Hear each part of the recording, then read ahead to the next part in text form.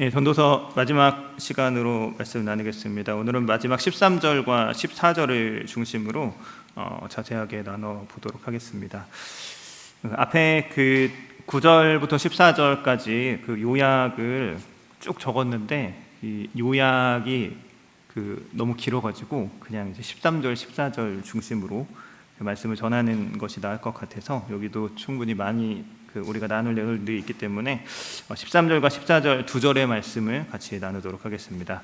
13절과 14절 말씀 이렇게 말합니다. 일의 결국을 다 들었으니 하나님을 경외하고 그의 명령들을 지킬지어다. 이것이 모든 사람의 본분이니라. 하나님은 모든 행위와 모든 은밀한 일을 선악간에 심판하시리라. 이렇게 전도서 말씀이 마칩니다. 일의 결국을 다 들었다라고 할 때 결국이라는 단어는 그 어떤 사물이나 일이나 사물의 그 물리적인 끝을 나타내는 단어입니다. 어떤 그 위치가 있으면 그 위치의 끝, 그래서 가장자리를 뜻하는 단어이기도 하고요. 역대하 20장 16절 말씀에 보면은 여호사밧이 아람과 전쟁할 때 하나님께서 여호사밧을 구원하여 적들을 섬멸하실 장소를 설명하면서 적들을 마주칠 곳이 어디냐면은 골짜기를 지나서 골짜기 어귀 여루엘 들 앞에서 만나서 싸워서 거기서 멸할 것이다 라는 이야기를 할 때 골짜기가 끝나고 여루엘 들이 시작되는 그 골짜기의 끝 경계 지점을 말할 때 골짜기 어귀라고 할 때 그 어귀라는 단어에 이 결국이라는 단어와 같은 단어가 쓰였습니다. 골짜기가 딱 끝나고 이제 그 들판이 시작되는 그 자리를 말할 때 골짜기의 끝을 말할 때 쓰이는 단어가 이 단어가 쓰였습니다. 전도 7장 2절 말씀에서는 이것이 이제 약간 은유적으로 사람의 마지막, 그러면 죽음이겠죠. 그것을 말할 때 사용이 됐고요. 모든 사람의 끝이 이와 같이 된다라고 말하면서 인생의 마지막 끝지점을 말할 때도 이 소프라는 단어가 동일하게 사용이 됐습니다. 전도자는 지금까지 그 끝을 모르고 근시안적으로 한시적인 인생을 끝을 모르고 보기 때문에 그 헛되이 낭비하는, 방황하는, 그렇게 살아가는 경험이 없는 젊은 청중들에게 전도자 자신의 인생의 모든 경험에서 발견하고 깨달은 그 끝들에 대해서 인생의 결론과 마지막에 대해서 가감없이 정직하게 모든 것을 다 들려주었습니다. 세상의 좋은 것들, 재물과 학식과 쾌락을 추구하는 그 끝이 얼마나 허망한 것인지 그 모든 것들을 가장 극단적으로 끝까지 누려봤었던 전도자 솔로몬이 그 끝의 사실을 들려주었습니다. 인생의 마지막 그 끝에는 반드시 죽음이 있고 모든 좋은 것들, 재물과 학식과 쾌락은 끝이 나고 한계가 있고 그 기쁨이 영원하지 않다는 것을, 그리고 인생의 마지막에 반드시 하나님의 심판에 있음을 끝에 대해서 이 세상의 최고의 지혜자 전도자 솔로몬이 지금까지 이야기를 들려주었습니다. 마지막으로 권면하는 것은 이것입니다. 너희들이 인생의 끝, 그 마지막에 대해서 지금까지 들었다. 그렇다면은 이제 그 끝을 염두에 두고 인생을 조정하는 그런 조정이 필요하다라는 것을 전도자가 마지막으로 권면하고 있습니다. 사람은 누구나 어떤 일의 결과를 알고 있다면 지금의 삶을 조정합니다. 이번 주 그 월요일 날 새벽에 이제 월드컵 결승전이 끝났죠. 근데 스페인이 우승했습니다. 스포는 아니죠. 다 알고 계시죠. 스페인이 우승을 했습니다. 근데 이게 만약에 뭐 한 한 달 전 그 6월쯤에 그 월드컵 우승 누가 할 것 같냐 친구랑 내기를 하는데 아무리 자기가 아르헨티나 팬이고 아무리 자기가 메시를 좋아해도 스페인이 우승한다라는 결론을 알고 있으면 어디가 우승할 것 같아? 라고 내기를 할 때 모든 사람이 다 자기의 그 선호와 자기의 생각들 다 조정해서 스페인에 돈을 걸 겁니다. 월드컵 중계를 해야 하는 해설자라면 어디 팀이 우승할 것 같아요? 그러면 아무리 자기가 논리적이지 않고 이게 억지고 말이 안 되는 것 같아 보여도 어떻게든 갖다 붙여서 스페인이 우승할 거야 라고 예측을 할 겁니다. 끝을 몰랐다면은 뭐 아르헨티나가 우승할 거야, 프랑스가 우승할 거야 라고 다른 나라에 자기의 운명을 맡길 수 있지만 끝을 알고 있는 사람은, 결말을 알고 있는 사람은 당연히 그 끝에 맞게 자신의 현재를 조정합니다. 2000년대 이후에 들어와서 이제 전 세계적으로 유행하는 드라마 내지는 판타지 유형이 이제 회귀물입니다. 회귀, 다시 돌아가는 거죠. 그 몇 년 전 데이트를 쳤었던 재벌집 막내 아들이라는 그 회귀 드라마의 경우는 그 삼성을 모티프로 하는 대기업 순양의 직원이었던 윤현우라는 직원이 순양 가문의 막내 아들인 진도준으로 환생한 이야기를 다룬 판타지 드라마입니다. 진도준은 미래를 알고 과거로 돌아갔기 때문에 끝을 알고 있죠. 결과를 알고 있기 때문에 어떻게 행동합니까? 완전 조그만 꼬꼬마 초등학생 시절에 분당 신도시가 개발되기 전에 분당에 있는 쓸모없는 목장 땅 5만 평을 받아서 신도시가 개발될 때 그 땅값을 240억으로 이제 불립니다.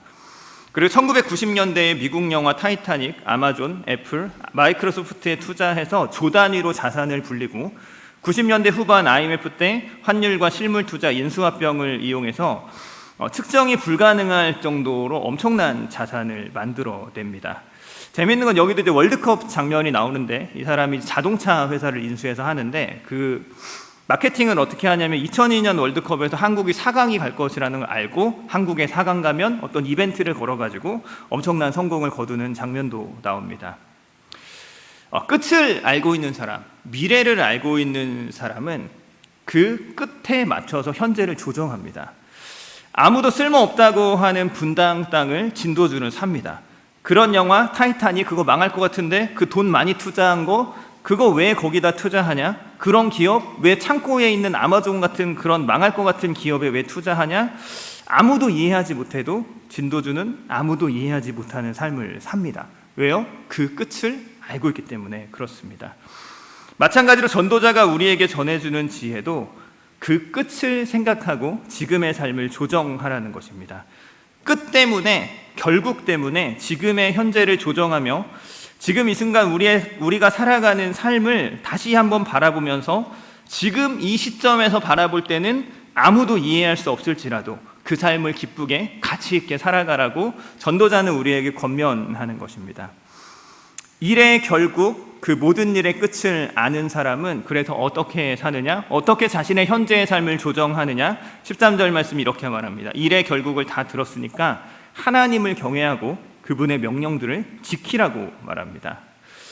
모든 일의 결국 그 끝을 알고 있는 사람은 결국 어떻게 살아가느냐? 하나님 경외하고 하나님 명령, 하나님 말씀 지키면서 순종하면서 살아가는 식으로 자신의 삶을 조정합니다.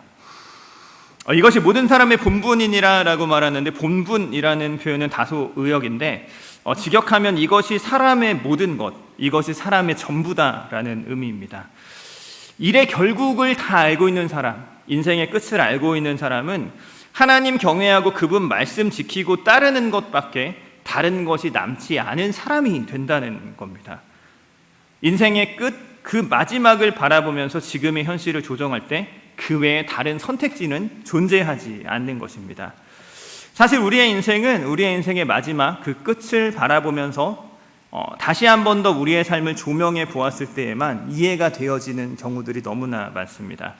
마태복음 5장에 예수님의 유명한 팔복의 말씀이 있습니다. 심령이 가난한 자는 복이 있다고 말씀하십니다. 애통하는 자는 복이 있다고 말씀하십니다.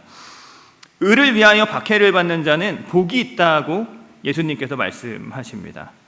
심령이 가난한 사람이 왜 복이 있습니까? 애통하는 사람이 슬픈데 울고 있는데 이 사람이 어떻게 복이 있습니까?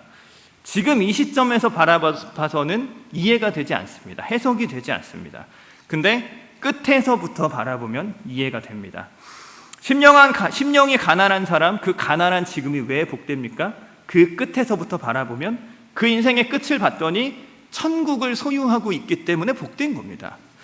애통하는 자, 지금 그들의 인생을 보니 상실과 슬픔만 가득해서 고통의 눈물을 흘리고 있는데 그것이 왜 복이 있느냐? 그 인생의 끝에서 봤더니 그들의 그 모든 아픔과 고통과 눈물과 슬픔을 씻기고도 남음이 있는 격려와 위로가 하나님으로부터 그들에게 주어지기 때문에 복이 있는 것입니다. 의를 위해서 박해를 받는 것, 예수님 때문에 욕먹고 박해받고 모든 악한 말을 듣는 것이 왜 그것이 지금 시점에서 그들에게 축복이고 은혜가 되는 것인가? 끝을 모르면 겨우겨우 그 삶을 살더라도 기쁨을 잃어버리죠. 그냥 하나님 말씀이니까 하나님 맞다고 하니까 그냥 억지로 그렇게 살아갈 뿐이죠. 하지만 그 끝을 바라본다면은 오히려 그 상황 속에서도 그 끝 때문에 기쁨과 즐거움을 누릴 수 있는 것입니다. 하늘에서 너희의 상이 크다라고 말씀하시는 거죠. 하늘에서 큰 상을 받는 그 끝을 생각하고 지금의 삶을 조정할 때에 지금의 삶에서도 기쁨이 임할 수 있는 것입니다. 우리의 끝, 우리의 결국, 그것이 우리의 오늘의 삶을 하나님 경외하면서 그분의 명령에 순종하는 것을 우리의 전부가 되게 할 수 있는 것입니다. 일의 결국을 다 들었으니 하나님을 경외하고 그분의 명령을 지키라고 전도서의 마지막에 전도자는 권면합니다. 인생의 끝을 생각하고 그 끝을 알고 끝에서 바라보면서 우리의 삶을 다시 재조명했더니 우리 삶에 어떤 조정이 필요하냐? 하나님을 경외하는 조정이 필요합니다. 그분의 명령들을 지키는 조정이 지금 우리의 삶에 필요합니다. 경외라는 것에 대해서 먼저 살펴보면 경외라는 단어가 가지고 있는 기본적인 의미는 두려움입니다. 하나님을 경외한다는 것은 기본적으로 하나님을 두려워한다, 하나님을 무서워한다는 말입니다. 이 두려움이라는 것은 어떤 폭군에 대한 공포를 말하는 것이 아니라 마땅한 권위를 가진 분에 대한 존중이자 신뢰와 위탁을 표현하는 표현입니다. 대통령의 임기가 얼마 남지 않았을 때 그 대통령 말을 안 듣는 것을 전문 용어로 이제 레임덕이라고 합니다. 번역하면 절름발이 오리죠. 이제 좀 있으면 임기가 끝나니까 사람들이 대통령을 안 무서워해서 존중하지 않고 말을 안 듣습니다. 군대에서도 이제 그 선임이 엄청 무서운데 병장이 됐는데 이 사람이 제대할 날이 며칠 남지 않은 이제 말년 병장이 되면 후임들이 소위 말해서 이제 개기기 시작합니다. 이제 갈 사람인데 말년인데 괜히 긁혀서 영창 가지 마시고 몸 조심하시죠? 막 이러면서 이제 막 개깁니다. 두려워하지 않고 무서워하지 않고 말을 안 듣습니다. 안 무서우니까요. 하나님을 경외한다, 하나님을 두려워한다라는 것에서 여러 가지 반응들이 있을 수 있지만 그 중에 가장 중요한 것은 하나님의 말씀을 존중하고 그분의 말씀에 순종하는 것이 가장 중요하고 근본적인 반응일 수 있습니다. 하나님을 두려워한다라는 것은 하나님이 가라고 하면 가고 서라고 하면 서고 하라면 하고 하지 말라면 안 하고 순종하는 것이 하나님에 대한 최고의 존중이자 경외일 수 있습니다. 저도 이제 아들을 하나 낳아서 이제 키우고 있지만 세상에 존재하는 대부분의 거의 99.9%의 아들들의 큰 공통점 중에 하나가 그 귀가 먹었다는 거예요. 그 말을 안 듣습니다. 이놈의 아들들은 사람의 말이 들리지 않아요. 거의 대부분의 아들들이 다 자기 생각이 있고 자기 고집이 있고 자기 판단이 있어서 자기 주관대로 하지 절대로 말을 듣지 않습니다. 저도 굉장히 오랫동안 그 말을 안 듣는 아들이었습니다. 아버지 말씀이 들리지 않았어요. 근데 제가 이제 나이가 들고 철이 들고 그 아버지를 존중해서 제가 선택했었던 행동이 그 아버지 말씀을 듣는 거였습니다. 아버지가 말하면 그냥 하는 거예요. 그게 제가 아버지에게 드릴 수 있는 최고의 존중이고 사랑이고 인정이고 경외였습니다. 근데 아무리 생각해도 이거는 아무 근거 없는 아버지 개똥 철학인데 제가 아버지를 존중하기 때문에 그 아버지 말씀을 듣는 일들이 몇 가지 있습니다. 몇 번 나눴지만 저는 그 머리를 감고 드라이를 하지 않습니다. 그러면 이제 막 머리가 막 젖어가지고 물기를 철철 흘리면서 그러고 다닙니다. 진짜 태어나서 거의 드라이를 해본 적이 미용실에서 해주는 거 말고 해본 적이 없어요. 근데 왜 그러냐? 아버지가 드라이 하지 말래서 안 합니다. 근데 아버지가 그 굉장히 젊을 때 30대, 20대 후반부터 저희 아버지 대머리셨거든요. 근데 자신의 머리가 빠진 게 자기가 젊었을 때 멋을 부린다고 드라이를 해서 습기를 다 말려버려서 나무나 풀이 물기가 없으면 자라지 않는 것처럼 자신의 머리는 그래서 자라지 않았다라고 주장하셔서 그래서 너는 머리를 말리고 그 젖은 채로 놔두고 드라이를 하지 마라 라고 아버지께서 말씀하셔서 저는 어려서부터 지금까지 드라이를 안 합니다. 근데 최근에 이제 그 의사 선생님들 하는 말씀을 보면 사실은 반대죠. 드라이를 잘 해야 머리가 빠지지 않는데요. 근데 저희 집안에 그 사돈의 팔촌까지 다 해서 친가 외가 그리고 그 아버지와 사촌들, 이종 사촌들 전부 다 대머리거든요. 근데 저만 아직 풍성한 것은 그 과학적인 근거가 없습니다. 과학적으로는 이렇게 머리를 안 말리면 더 빠져야 되는데 그래도 이 나이 되도록 성공했다고 생각합니다. 아직 잘 버티고 있잖아요. 그 아버지 말씀을 잘 들어서 그런 거겠죠? 예. 또 한 가지가 개고기를 먹지 않습니다. 저희 교회 집사님 중에 이제 교회 바로 옆에서 개농장을 하시던 집사님이 계셨는데도 저는 아직까지 개고기를 한 번도 안 먹어봤습니다. 근데 이것도 말도 안 되는 이유가 있어요. 아버지가 먹지 말랬어요. 왜 먹지 말랬냐? 아버지가 젊으셨을 때 그 목사님들 소속된 이제 노회가 있는데 그 노회에서 목사님들끼리 대판 싸우고 그 노회가 갈라지신 적이 있습니다. 근데 그때 이제 개고기를 드셨다는 거죠. 그 개고기를 먹고 싸웠다. 그래서 아버지 말씀이 목사들이 개고기를 먹고 개가 돼서 개노예를 했다라고 하시면서 사람이 개고기를 먹으면 개가 된대요. 그래서 개고기를 먹지 말래요. 그럼 돼지고기를 먹으면 돼지가 되나요? 근데 하여튼 개고기를 먹지 말래요. 그래서 지금도 개고기를 안 먹습니다. 생활에서 제일 부딪히고 제일 알려져 있었던 게 커피를 안 마시는 것인데 얼마 전에도 제가 아는 그 형님 목사님 중에서 그 하나님께 순종하는 그 순종에 대한 얘기를 하다가 이놈이 커피를 안 마셨던 게 아버지의 말씀을 들어서 안 마셨다는 게 생각이 와서 연락이 왔어요. 그래서 제가 최신 정보를 업데이트 해드렸습니다. 저는 아버지가 커피 마시면은 속이 안 좋다고 하셔서 제가 38살 때까지 커피를 안 마셨습니다. 근데 이제 결혼을 하고 이제 38살 때 아버지랑 식사를 하고 식당에서 나가는데 저희 아버지가 나가면서 자판기 앞에 있는 식당 앞에 있는 자판기에서 커피를 쫙 뽑아가지고 쫙 마시면서 너는 뭐하냐 이렇게 쳐다보면서 너는 안 먹냐 이러시는 거예요. 그래서 제가 너무 황당해가지고 내가 당신이 먹지 말래서 38년 동안 커피를 안 마셨는데 그러면 내가 지금 먹으면 되는 거냐 그랬더니 먹으래요. 그래서 또 어디서 들으셨는데 커피가 몸에 좋다고 하루에 3잔씩 마시래요. 그래서 그 다음 날부터 마셨습니다.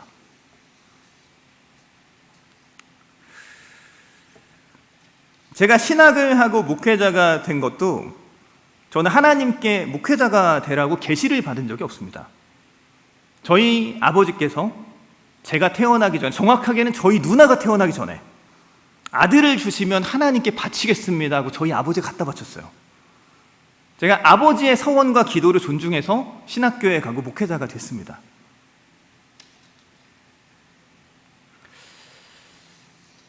마태복음 21장 28절부터 32절 말씀에 사본학에서 아주 유명한 본문인 둘째 아들 순종 말씀이 나옵니다. 첫째 아들에게 포도원 가서 일해라 그랬는데 첫째 아들은 갈게요 그러고 안 갔대요. 근데 둘째 아들한테 포도원 가서 일해라 그랬는데 둘째는 싫어요 그랬는데 뉘우치고 가서 일을 했다는 겁니다. 그리고 예수님 물으시는 거죠. 둘 중에 누가 아버지 뜻대로 했냐? 둘 중에 누가 순종했냐? 둘 중에 누가 아버지 경외하는 거냐? 당연히 둘째 아들이죠.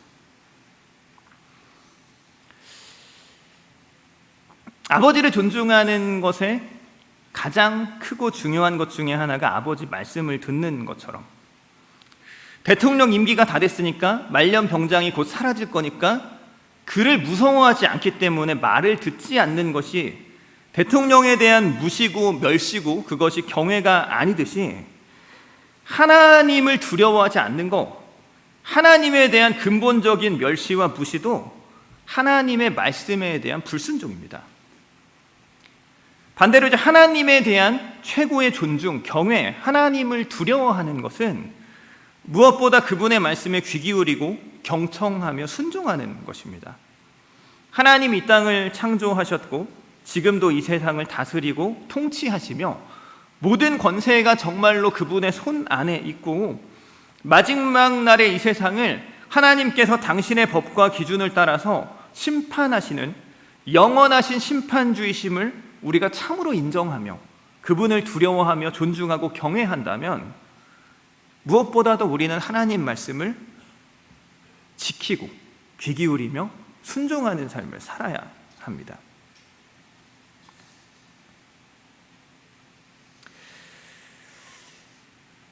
요즘에 새벽에 요한복음 설교를 하고 있는데 믿음이라는 말이 성경에 많이 나오잖아요. 근데 믿음이 뭐냐 이렇게 말하려고 하면 굉장히 어렵습니다.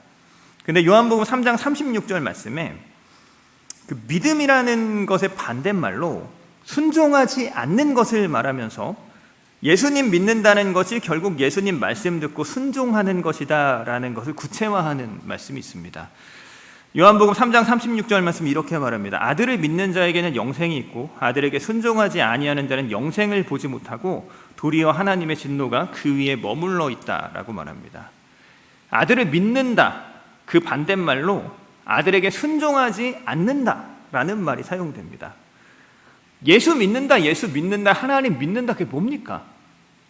예수님 말 듣는 거죠. 하나님 말씀 듣는 게, 그 말씀대로 순종하는 게 하나님을 믿는 것이고 예수님 믿는 겁니다. 그래서 우리 예수님께서 세상에 있었던 그 어떤 다른 인간 존재보다 가장 완전하게 하나님 아버지를 경외하시고 순종하시며 본을 보이셨죠. 마가복음 14장 36절에 예수님의 겟세마네 기도에서 예수님께서는 아빠 아버지여 아버지께는 모든 것이 가능하오니 이 잔을 내게서 옮기시옵소서라고 기도합니다. 그러나 나의 원대로 마시옵고 아버지의 원대로 하옵소서라고 말씀하시고 십자가 달려 돌아가시죠. 나의 원, 예수님의 육신의 원이 뭡니까? 이 잔을 내게서 지나가게 해주십시오. 이게 예수님의 육체의 원함입니다. 근데 아버지의 원이 뭐예요? 십자가 지시고 고난당하시고 대속의 제물로 죽는 것이 아버지의 원일 때 예수님도 자신의 육신을 처복종시키시면서 순종하시며 하나님을 존중하고 경외하는 본을 보이셨습니다. 빌립보서 2장 8절 말씀은 사람의 모양으로 나타나사 자기를 낮추시고 죽기까지 복종하셨으니 곧 십자가의 죽으심이라 라고 말하면서 십자가에 죽으신 것, 그것이 복종, 하나님을 향한 깊은 순종이라고 해석합니다. 로마서 5장 19절도 예수님의 십자가의 은혜를 한 사람의 순종하심, 예수님의 순종이라고 우리에게 말해줍니다. 우리 예수님은 이 세상의 그 어떤 누구보다도 아버지 하나님 경외하셨고 아버지 존중하고 그 하나님을 높여드리며 그분의 모든 말씀들, 그분이 원하시는 원함에 순종하시는 삶을 우리보다 먼저 사심으로써 그분의 순종하심에 우리가 동참할 수 있는 길을 여셨습니다. 하나님을 경외한다, 하나님을 두려워한다라는 것에 동전의 양면과 같은 동의어는 사람을 두려워하지 않는다는 것입니다. 하나님을 두려워한다라는 것은 하나님만 두려워하고 하나님이 아닌 다른 것을 두려워하지 않는다라는 사실을 필연적으로 내포합니다. 성경에서 제일 많이 나오는 명령문이 두려워 말라입니다. 두려워 말라. 무서워하지 말라는 거예요. 너희들이 무서워할 존재는 오직 한 분 하나님, 하나님 경외하라. 두려워하라는 건 오직 하나님 두려워하라고 하고 다른 모든 존재들을 향해서 두려워 말라고 성경이 말합니다. 하나님 이외의 다른 모든 것들을 두려워하는 그 두려움을 멈출 때 우리는 참으로 하나님을 경외하고 두려워하며 존중하며 하나님의 말씀에 순종할 수 있습니다. 눈의 아들 여호수아가 가데스바네아에서 가나안 땅을 정탐하고 우리는 메뚜기 같다라고 두려워하는 그 이스라엘 백성들을 향해서 그 땅 백성을 두려워하지 말라, 그들은 우리의 먹이라 라고 외치는 것처럼 누가복음 12장 4절 말씀에서 예수님이 몸을 죽이고 그 후에는 능히 더 못하는 자들을 두려워하지 말라 라고 말씀하시는 것과 같이 사람에 대한 두려움, 다른 모든 헛된 우상에 대한 두려움에서 벗어날 때 우리는 오직 한 분 하나님 여호와만을 참으로 경외하고 두려워하며 그분의 말씀을 듣고 순종하는 삶을 살아갈 수 있습니다. 사람들은 자신들이 두려워하는 것들, 그것들을 존중하고 그들의 말을 듣고 그들에게 순종하면서 삽니다. 학창 시절에 학교에서 우리는 누구를 두려워하며 누구에게 주의를 기울이며 누구의 말을 들으며 누구 눈치를 보며 살았습니까? 요즘에 이제 교권이 추락해서 넷플릭스에서 참교육이라는 막 그런 드라마가 대흥을 할 정도로 그 세상이 많이 바뀌었지만 그 선생님 무서워했죠. 선생님. 그 선생님 말씀을 들었죠. 선생님이 권세를 가졌고 선생님이 우리를 때렸고 선생님이 성적을 좌우하고 우리를 통제했기 때문에 저희는 반에 이렇게 그 뒤에 앉은 친구 한 명이 그 망보는 친구가 있었어요. 그래서 이제 복도에 이렇게 나가가지고 저쪽 복도 끝에 선생님이 오냐 안 오냐 이렇게 망을 보다가 떴다 한단 말이에요. 선생님을 무서워했죠. 요즘 학교라면은 뭐 그 싸움 잘하는 친구, 아니면 무서운 형님들, 그 형님들을 두려워하고 그 형님들의 말씀을 듣겠죠. 왜요? 그들이 때리고 돈 뺐으니까. 직장에서 우리는 보통 직장 상사, 우리의 인사권을 쥐고 우리의 승진과 월급에 영향을 미칠 수 있는 존재를 두려워하고 그 두려운 사람의 말을 듣고 그 사람의 뜻대로 행하며 삽니다. 세상을 살아가면서 우리는 우리가 두려워하는 존재에 종속돼서 우리가 두려워하는 존재의 종이 되어 우리가 두려워하는 존재를 존중하고 우리가 두려워하는 존재의 말씀에 순종하며 살아갑니다. 세상에 많은 것이 자본주의죠. 돈의 논리로 돌아가는 것은 이 세상이 돈을 두려워하기 때문에 그렇습니다. 학생들, 청년들 하고 싶은 일, 꿈꾸는 일 뭐냐 이렇게 보면은 별로 없죠. 별로 하고 싶은 게 없습니다. 근데 그들의 진로는 오직 그 일이 돈이 되는가, 많은 돈을 주는가, 지속적인 돈, 안정적인 돈, 내가 늙어 죽을 때까지 나를 지켜줄 수 있는 안정적인 돈의 공급원이 되는가 아닌가에 따라서 그 선호가 결정됩니다. 또 많은 사람들은 죽음을 두려워하죠. 건강을 두려워합니다. 나의 능력의 상실을 두려워합니다. 그래서 죽음의 메시지를 듣고 건강의 메시지를 듣고 능력의 말을 들으며 순종하며 삽니다. 수명을 늘려준다? 몸을 건강하게 해서 아프지 않게 해준다고 하면은 우리는 그곳에 돈을 쓰고 시간을 쓰고 가치를 지불하면서 그들에게 순종하는 삶을 기꺼이 살아갑니다.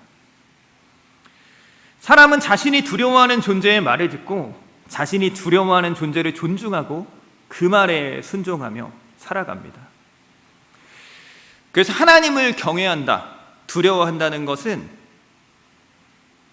다른 모든 것들, 사람, 돈, 건강, 죽음, 사회적 지위, 영향력, 그 다른 모든 두려움의 대상들을 두려워하지 않는 싸움과 반드시 함께 이루어집니다. 성경에서 하나님께 돌아가는 회개가 반드시 그들이 하나님 대신 섬기고 있었던 우상을 떠나가야 하는 우상과의 분리와 이별과 동시에 이루어져야 했었던 것처럼 하나님에 대한 경외, 하나님에 대한 두려움의 회복은 하나님 외에 우리가 두려워하는 모든 것들과의 결별과 동시에 진행되어야 합니다. 우리는 무엇을 두려워하며 무엇의 말을 듣고 살아가고 있습니까?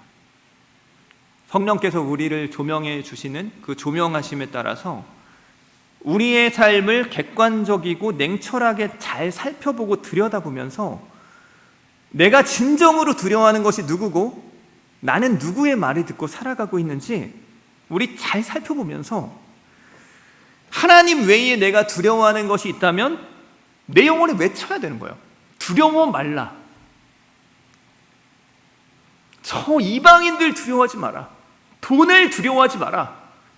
이 땅의 권세 잡은 자 같은 공중 권세 잡은 자 사탄, 그 사탄의 종된 사람들 두려워하지 마라. 내 영혼에 외치면서 그 두려움에 벗어나서 우리의 유일하고 참되신 두려움의 유일한 대상이 되시는 하나님을 두려워하는 경외함을 우리가 갖춰가야 합니다. 사람이 자기 자신을 분별하고 내가 무엇을 두려워하는가 바라볼 수 있는 가장 대표적인 두 가지는 돈과 시간입니다. 출처를 확인하지 못했는데 마틴 루터가 이런 말을 했다고 합니다. 그리스도인에게는 세 가지 회심이 필요한데 머리의 회심, 가슴의 회심, 그리고 지갑의 회심이 필요하다라고 말했다고 합니다.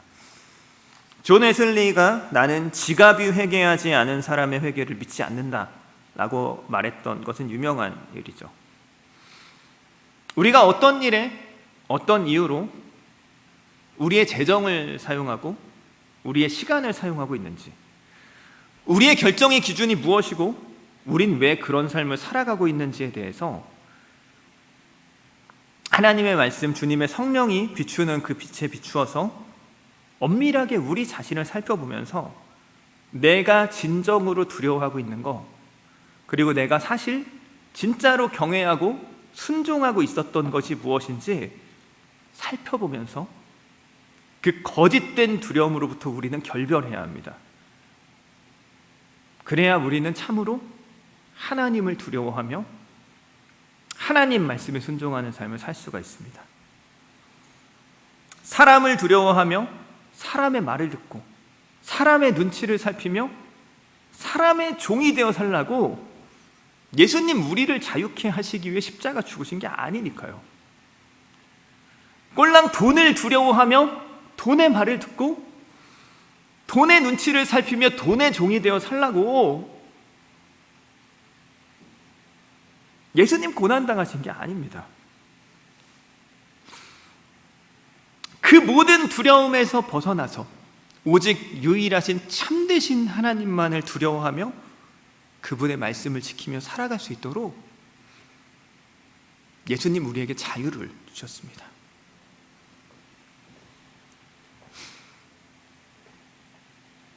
대학교나 회사 술자리에서 선배나 교수, 직장 상사가 건네는 술잔을 왜 우리는 거절할 수 없습니까?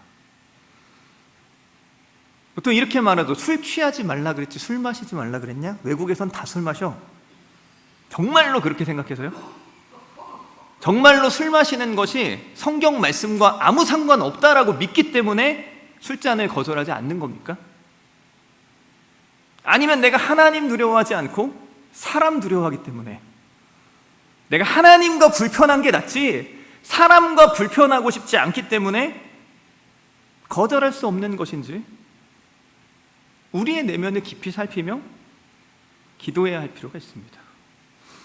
내가 왜 이렇게 살고 내가 왜 그런 결정을 하고 내가 왜 그것이 하나님 뜻이 아닌 줄 알면서도 죄인 줄 알면서도 멈춰설 수 없고 끊임없이 합리화해서 내 자신을 세뇌시키는 지경에까지 이르러서 끊을 수 없는지, 내가 진정으로 두려워하는 것이 무엇인지 그 두려움 앞에 서서 두려워하지 말라 말씀하시는 하나님의 음성을 믿음으로 취하며 사람을 두려워하지 않고 세상을 두려워하지 않고 오직 한 분 하나님 여호와만을 두려워하며 경외하며 순종하는 삶을 살아갈 때 우리는 그 끝을 고려하면서 우리의 삶을 조정하며 지금 우리의 삶의 가장 복되고 아름다운 최선의 결과를 도출해낼 수 있을 것입니다. 일의 결국 모든 것의 마지막, 그 끝을 생각하고 지금의 삶을 조정하는 것이 지혜입니다. 이 세상의 마지막 그 끝에 궁극적으로 무엇이 있기 때문에 전도자는 지금 조정하는 그 조정이 하나님 경외하고 두려워하고 그분 명령 지키는 것이라고 우리에게 말하는 것입니까? 전도서 마지막 14절에 우리에게 말해주죠.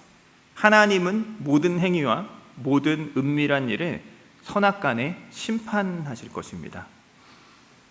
우리의 인생의 끝에 하나님의 심판이 있습니다. 사람의 심판이 아니에요. 통장 잔고가 아닙니다. 부동산의 많고 적음이 아닙니다. 자식들의 잘됨이 아니에요. 하나님의 심판이 있습니다. 모든 행위와 모든 은밀한 일을 선악간에 심판하시는 살아계신 하나님이 이 땅을 창조하신 창조주 하나님이시며 지금 이 땅을 다스리신 우리의 유일하신 왕이시며 마지막 날에 우리를 심판하시고 최종적인 판결을 내리시는 분이 그 하나님이시기 때문에 하나님을 경외하고 그분의 명령을 지키는 것이 지금 우리가 해야 하는 조정이 되는 겁니다. 모든 행위와 모든 은밀한 일을 선악간에 심판하신다라고 말씀하시는데 모든 행위라는 것은 우리 눈에 보이는, 사람들도 보고 판단할 수 있는 눈에 보이는 모든 것들을 말합니다. 반면에 모든 은밀한 일이라는 것은 드러나지 않는 모든 것, 사람들 눈에는 보이지 않는 것, 사람들은 모르는 것, 사람들 사이에서는 잊혀지고 묻혀간 모든 것들을 대변합니다. 인생의 끝, 그 마지막 순간에 사람에게 보여지고 평가되지 않은 그 모든 일들까지도 우리 하나님께서는 반드시 선악간에 판단하시고 심판하십니다. 그 모든 은밀함에 대해서 성경은 그 선악 간의 심판이라고 하면 선한 심판도 있고 악한 심판도 있는 것이거든요. 근데 그 모든 은밀함들에 대해서 말할 때 그 선한 심판에 대해서 성경이 훨씬 더 많이 이야기를 합니다.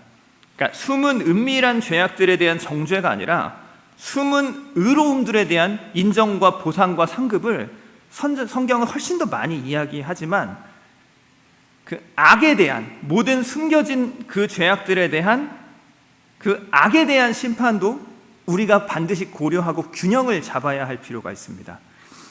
우리는 하나님 경외하며 하나님의 명령을 지키며 순종할 때 눈에 보이는 것들 뿐만 아니라 눈에 보이지 않는 것들, 나만 아는, 이 세상에게 들키지 않은, 드러나지 않아서 아무도 모르는 우리들의 은밀한 일에까지 하나님 말씀 붙잡고 순종하는 삶을 살아가야 됩니다. 대부분의 그리스도인들에게 있어서 눈에 보이는, 눈에 띄는 영역에 있어서 두드러진 죄, 흉악한 죄를 대놓고 드러내놓고 짓고 살아가는 사람들은 별로 없습니다. 근데 우리 모두가 힘겹게 싸워나가는 것은 아무도 알지 못하고 보지 못하고 내가 그런 사람인 줄 알지 못하는 숨은 은밀함의 영역들에 숨겨져 있는 추악한 불순종과 죄악들입니다. 요즘 통계 조사에서 많은 그리스도인들의 가정의 2세, 3세, 4세들, 그 믿음의 자녀들이 그 믿음의 가정에서 자라나서 신앙을 떠나는 가장 큰 이유로 부모의 이중적인 태도가 1순위로 꼽힙니다. 밖에서 눈에 보이는 행위에 있어서는 경건하고 거룩하고 선하고 아름다운 집사님, 장로님인데 집에서 자녀들만 아는 그 세상 속에서는 폭력적이고 권위적이고 게으르고 무책임하며 밖에서는 하나님의 말씀 순종하는데 집에서는 전혀 그렇지 않는 이중적인 부모님의 모습 때문에 대부분의 청소년, 청년들이 교회를 떠나는 이유가 그런 부모님들의 보이지 않는 곳에서의 신앙생활, 보이지 않는 곳에 숨겨져 있었던 그 은밀함 때문이라는 것은 굉장히 슬프고 가슴 아픈 일이지 않을 수 없습니다. 우리는 하나님 경외하는 데 있어서, 하나님 말씀 순종하는 데 있어서 더 철저하고 엄밀해지고 눈에 보이는 수준의 신앙생활에 내가 지금 잘하고 있다, 안일하게 나태하고 착각하고 사는 것이 아니라 우리의 마음 깊은 곳까지 하나님 앞에 내어드리면서 철저하게 하나님 말씀 순종하기 위해서 믿음의 싸움을 끝까지 싸워나가야 합니다. 우리가 가장 잘 숨기고 가장 잘 덮어두고 합리화하는 많은 영역 중에 하나가 그 사람을 사랑하고 용서하는 것. 그냥 사랑하지 않는데, 예수님 우리 보고 서로 사랑하라고 했는데 사랑하지 않는데 그냥 표면적으로 부딪히지 않으면서 사실은 사랑하지 않으면서 지내는 그런 죄악, 또 많은 경우에 우리의 언행이죠. 우리의 말이 하나님의 거룩하심을 담지 않는데 보이는 세상에서만 우리가 언어가 아름답고 포장되어 있고 사실 우리의 언어는 더럽고 우리의 언어는 정제되어 있지 않고 하나님 말씀대로 순종하지 않는 경우가 많습니다. 또 많은 경우에 보이지 않는 개인적인 영역에서의 숨겨져 있는 어떤 은밀한 죄악들, 음란함들, 간음들, 그런 숨겨진 영역에서 드러나지 않은 그 모든 문제들까지도 하나님 앞에 더 철저하게 주님의 긍휼과 도우심을 구하며 싸워나가야 하는 것입니다. 보이지 않는 영역에서의 싸움은 정말 우리의 힘으로 할 수 없는 하나님의 은혜와 도우심이 아니고서는 감당할 수 없는 일이기 때문에 더욱더 철저하게 하나님을 두려워하고 경외하면서 그분의 조명하심 앞에 우리 자신을 비추어가면서 싸워나가야 합니다. 다윗이 밧세바를 범하고 우리아를 죽인 후에 지은 시편 51편에서 다윗은 단 한 번도 자신의 간음과 살인에 대해서 언급하지 않습니다. 오히려 다윗은 자신의 마음, 자신의 영혼, 주님의 임재, 주님의 성령, 구원의 즐거움에 대해서 이야기합니다. 하나님이여 내 속에 정한 마음을 창조하시고 내 안에 정직한 영을 새롭게 하소서. 나를 주 앞에서 쫓아내지 마시며 주의 성령을 내게서 거두지 마소서. 주의 구원의 즐거움을 내게 회복시켜 주시고 자원하는 심령을 주사 나를 붙드소서라고 기도합니다. 내 힘으로 내가 노력해서 해결해 보겠습니다 하지 않습니다. 하나님의 창조를 구합니다. 내 속에 정한 마음을 창조해 달라고 합니다. 창조는 없는 걸 만드는 게 창조예요. 다윗 안에 정결한 마음이 없는 거예요. 그래서 간음하고 살인하고 하나님 두려워하지 않고 죄를 범하는데 창조의 하나님께 기도하는 겁니다. 내 안에 정결한 마음이 없습니다. 하나님 만들어 주세요. 내게 없는 것을 하나님께 구하는 거죠. 주님의 임재를 구합니다. 나를 주 앞에서 쫓아내지 마십시오. 주님의 성령을 내게서 거두지 마십시오. 하나님이 내 안에 계셔야지만 우리의 마음속 숨은 은밀한 모든 것까지 하나님 경외하고 순종할 수 있는 겁니다. 오직 하나님만 하실 수 있는 일입니다. 오직 하나님의 성령, 하나님의 임재, 하나님의 새 창조, 하나님의 기쁨을 통해서 눈에 보이는 우리의 삶뿐만이 아니라 우리의 보이지 않는 마음속까지도 철저하게 하나님을 경외하고 주님의 말씀에 순종하며 하나님을 기쁘시게 하고 그분의 영광을 나타내는 삶을 다윗이 기도했었던 것처럼 저 자신도 우리 모두도 또 서로 자신을 위해서 서로를 위해서도 간절히 기도하며 그분의 은혜 안에서 우리가 함께 지어져 가는 것입니다. 모든 은밀한 일을 선악간에 심판한다라고 할 때 성경의 문맥이 더 많이 언급하고 강조하는 것은 선한 심판입니다. 선한 심판. 감춰진 모든 은밀한 것, 세상에서 인정받지 못하고 알아주지 않고 상받지 못한 하나님을 경외한 우리의 모든 경외함, 그 모든 순종함들을 하나님은 선하다고 반드시 인정하시고 갚아주시는 심판이 이 세상의 끝에 반드시 존재합니다. 눈에 보이는 이 세상만 생각한다면 우리가 그렇게 살아갈 이유가 존재하지 않는 그 모든 순종함들, 세상에 그 누구도 알아주지 않고 인정해주지 않고 칭찬해주지 않는 우리의 모든 순종들을 우리 하나님께서는 반드시 기억하고 갚아주실 것입니다. 마태복음 6장 1절부터 4절의 산상수훈 말씀에서 예수님께서는 사람에게 보이려고 그들 앞에서 의를 행하지 말라고 합니다. 굉장히 계산적인 말씀이에요. 구제할 때, 외식할 때 사람에게서 영광을 받으려고 사람들이 하는 것 같이 회당과 거리에서 나팔 불면서 하지 말라고, 오른손이 하는 것을 왼손이 모르게 은밀하게 하라고 명령하십니다. 왜요? 그게 더 이득이기 때문에 그렇습니다. 땅에서 눈에 보이게 의를 행하고 땅에서 칭찬받는 사람은 땅에서 칭찬받고 끝나지만 은밀한 중에 의를 행하며 땅에서 갚음을 받지 못한 사람들에게는 하늘에 계신 우리 아버지께서 반드시 갚아주실 것이기 때문에 그렇습니다. 누가복음 14장 12절부터 14절 말씀에서 예수님께서는 그래서 잔치를 열 거면 부자들 초청해서 그들에게 땅에서 갚음 당하지 말고 가난한 자들, 몸 불편한 자들, 저는 자들, 맹인들 같이 땅에서 갚을 거 없는 사람, 너한테 못 돌려주는 사람 청하고 그들을 선대하는 것이 도리어 너에게 더 복되다고 말씀하십니다. 왜요? 의인들의 부활 시에 네가 갚음을 받을 것이기 때문에 그렇습니다.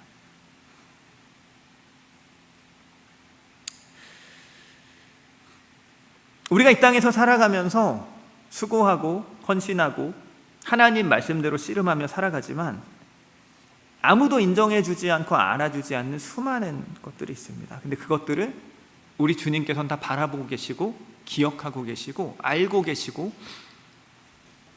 그 모든 은밀한 일을 선하다고 심판하시는 그날이 반드시 있습니다.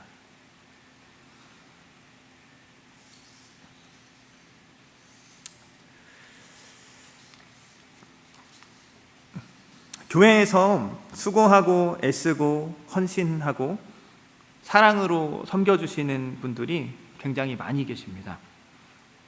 근데 그런 분들 중에 대부분은 눈에 보이지 않아요. 그래서 목회자 된 마음으로는 이런 분 있다라는 거를 막 성도들에게 알리고 그분들의 감사를 표현하고 존중하고 싶은 마음이 굉장히 많습니다. 근데 그 한국의 어떤 유교적인 또 역관적인 문화 속에서 그 어떤 명예와 칭찬의 문화가 좀 과도한 측면이 있어서 어떤 그 바리새적인 그런 모습들, 좀 주객이 전도되는, 사람의 칭찬을 얻기 위해서 그런 행동을 하게 되는 동기적인 측면도 있고, 또 그것이 하나님을 높이는 것이 아니라 교회 안에서 사람을 높이게 되는 경우가 있기 때문에 좀 이런 명예와 칭찬의 문화가 한국 안에서는 조금 더 조정되고 바뀌었으면 좋겠다라는 생각을 많이 합니다.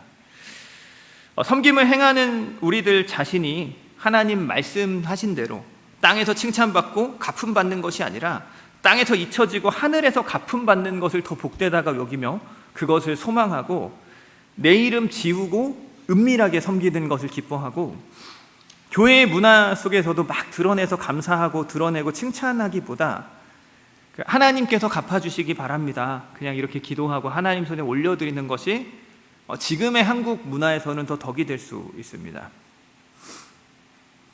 예전에 제가 신학대학원에 다닐 때 학교에서 이제 굉장히 큰 문제들이 있었습니다. 그 총신 사태라고 불리는 큰 일들이 있었고, 그리고 나서 총장이 바뀌고 학교 리더십들이 이제 바뀌는 일들이 있었습니다.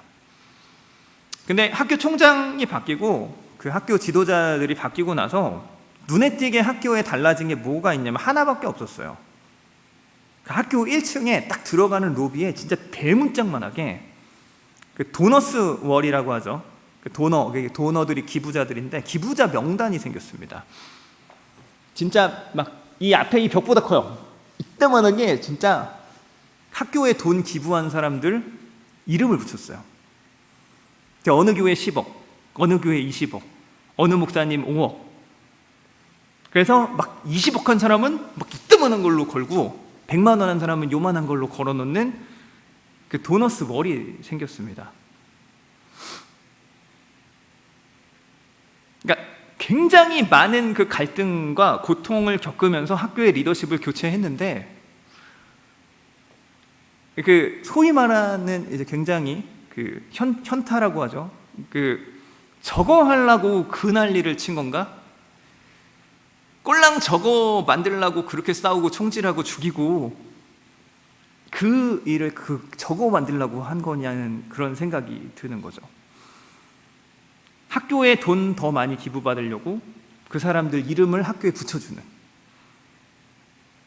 많이 낸 사람 크게 붙여주고 적게 낸 사람 적게 붙여주는 그것 만들려고, 사람의 이름을 내려고, 그 사람 이름 내주고 드러내주고 돈 많이 벌려고.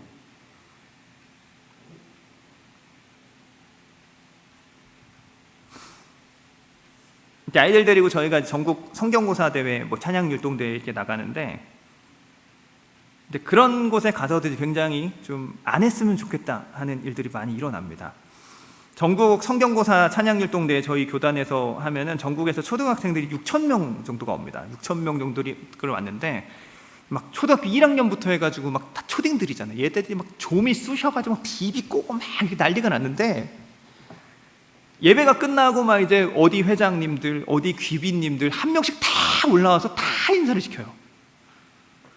그리고 그 다 끝나니까 빨리 이렇게 막 그 대회 진행을 안 하고 그 임원인지 뭔지 하는 그런 사람들 전부 다 강대상 다 올라가가지고 자기들끼리 현수막 싣고 막 10몇 분 동안 사진 찍고 있는 거예요. 저게 뭐 하는 짓이냐 싶은 거죠. 수천 명 모이는 그런 큰 대회 진행하고 하려면 일 엄청 많죠. 수고했죠. 돈 많이 썼죠. 근데 그렇게 수고하고 좀 잊혀지면 안 됩니까? 땅에서 칭찬 안 받고, 땅에서 인정 안 받고, 하늘에서 갚음 받자 이러고 사진 안 남기고 그냥 뭐 했는지도 모르게 사라지면 안 됩니까? 교회 물건들 뭐 하나하나 누구누구 기증 사람 이름 다 새겨놓고, 어느 교회에서는 헌금하는 사람, 헌신하는 사람 이름 다 불러줘야 되고, 잊혀지면 화내고 삐지고 교회 떠나고. 이게 예수님의 가르침 맞는 겁니까? 그렇게 안 해도 오히려 잊혀질 때, 사람들이 알아주지 않을 때, 오른손 아는 거 왼손 모르게 했을 때, 은밀한 중에 계시는 하나님 갚아준다고 주님 말씀하셨는데 그 말씀 붙잡고 세상에서 아무도 기억하지 못하더라도 하나님께서 기억해 주시는 그 기억하심 때문에 더욱더 기쁨으로 하나님 경외하고 그분의 명령을 지키면서 우리가 그렇게 살아갈 수는 없는 겁니까? 하나님은 모든 행위와 모든 은밀한 일을 선악간에 심판하십니다. 모든 악한 일들, 우리의 숨겨져 있는 모든 죄악들도 반드시 주님 앞에서 심판받는 그날이 있을 뿐더러 우리의 모든 의로움들, 하나님 앞에서 나 혼자 흘린 눈물들, 나 혼자 주님 말씀 순종해서 사랑으로 살아왔었던 그 모든 순간들 우리 주님께서 다 기억하시고 땅에서 우리가 돌려받는 칭찬보다 넘치도록 갚아주십니다. 일의 결국을 다 들었으니 하나님을 경외하고 그의 명령들을 지킵시다. 이것이 사람의 본분, 사람의 모든 것입니다. 일의 결국, 이 일의 끝에는 이 모든 행위와 은밀한 일을 선악간에 심판하시는 하나님이 계십니다.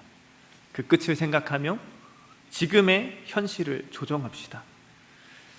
하나님을 경외하지 못하게 하는 모든 다른 두려움들, 두려워 말라 말씀하시는 주님 말씀대로 다 물리치고 오직 하나님 두려워하며 하나님 말씀 지키며 하나님께서 기뻐하시는 그 기쁨이 우리의 기쁨이 되어 허망한 세상에서 살아가는 우리의 모든 삶이 주님의 은혜와 기쁨으로 가득 찬 그러한 인생이 되기를 주의 이름으로 축복합니다. 말씀 마치도록 하겠습니다. 끝을 바라보며 하나님을 경외하고 그분의 명령을 지키며 하나님 말씀에 인생을 걸고 그 말씀을 존중하며 순종하면서 살아갑시다. 우리 삶의 끝에 우리 하나님께서 우리의 모든 행위와 모든 은밀한 일을 선악간에 반드시 심판하십니다.